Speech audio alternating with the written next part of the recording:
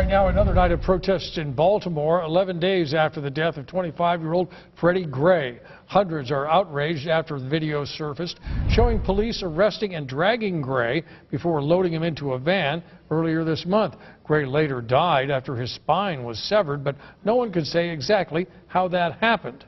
This case is bringing the use of deadly police force back into the national spotlight. It has been the center of passionate debate after several high-profile incidents, and now an incident in Jefferson County has brought the issue to small-town Iowa. KCCI's Mark Tauschek explains what happened. It's a KCCI exclusive. Mark? Well, this case is headed to court later this year in Fairfield. It all began on a county road in the middle of the night near Batavia last fall when a Jefferson County Sheriff's deputy was sent to investigate a tip that someone was spotlighting deer. Center, they're coming up on Ash Avenue, still not stopping. The deputy didn't see the driver spotlighting deer, but followed the truck for several minutes just after 3 a.m. November 23rd. Then he saw the driver roll through a stop sign. He turned on his lights, but the driver kept going. Center will be going off-road here on Wapello County in a backyard. 5 minutes into the chase, in a steady rain, the driver goes off-road, way off-road. We're still back in this cornfield going in the circle. A bumpy, high-speed chase. At this point, the deputy knows two things. The driver does not want to stop, and because of the initial call of someone spotlighting deer, there may be a weapon in the vehicle. After a 12-minute chase, both the suspect and deputy go into a ditch. We then hear the deputy call for an ambulance on his radio before yelling 3 times, "Let me see your hands." Let me see your hand!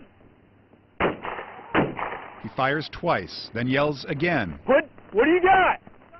What do you...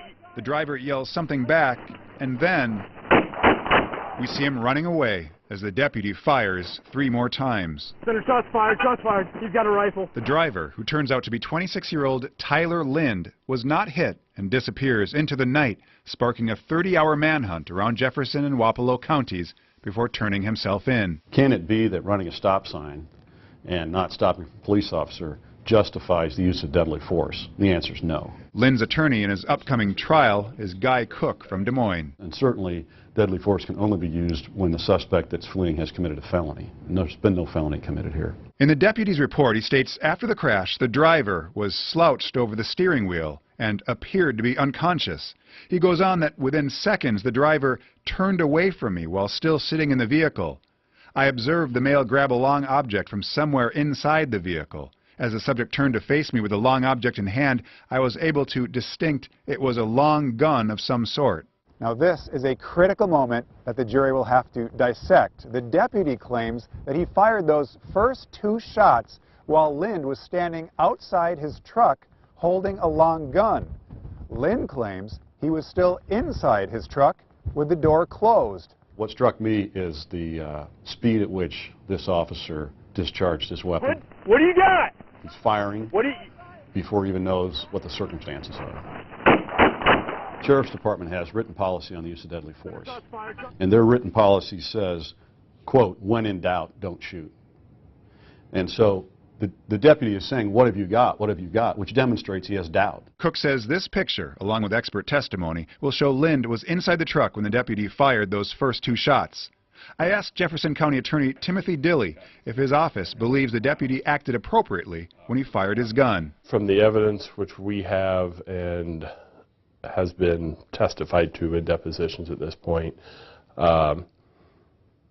and through the investigation of the Division of Criminal Investigation, yes, we do. An important piece of evidence for the prosecution, a long gun found in the area in the days after Lind's arrest, although Lind claims all he was holding as he ran off into the night was a lamp on the end of a short pole. Part of the narrative of the trial will likely be the ongoing national debate over use of deadly force by police. The incident near Batavia happened 2 months after the shooting of Michael Brown in Ferguson, Missouri, and Lind claims that event influenced his decision to run.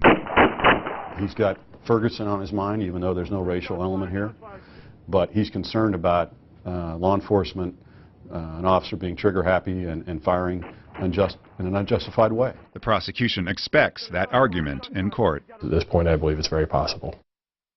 Now, Lynn faces several charges, among them an arson charge for allegedly lighting a home's crawl space on fire, although he says that was accidental. He was just trying to stay warm while he was on the run. His attorney, Cook, told me his client has no good explanation for why he didn't just pull over instead of taking off.